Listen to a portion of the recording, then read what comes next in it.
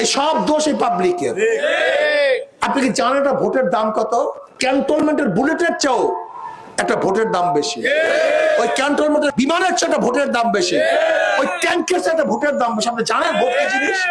আপনি জানেন ভোট কি জিনিস? জানেন আপনারা কারা? ব্রিটিশদের কাছে শক্তি ছিল, জনগণ ছিল না, থাকতে পারে নাই। পাকিস্তানিদের কাছে অস্ত্র ছিল কি ছিল না? ক্যান্টনমেন্ট ছিল কি ছিল না?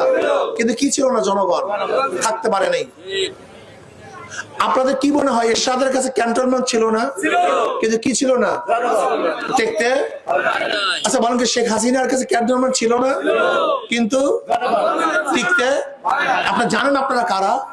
এই ভোটটা কি জিনিস জানেন? এটা কত শক্তিশালী। এত দামি জিনিস আপনাদের কাছে আপনারা বিক্রি করেন 400-500 টাকায়। একটা খাসি বিক্রি হয় 30,000 টাকা।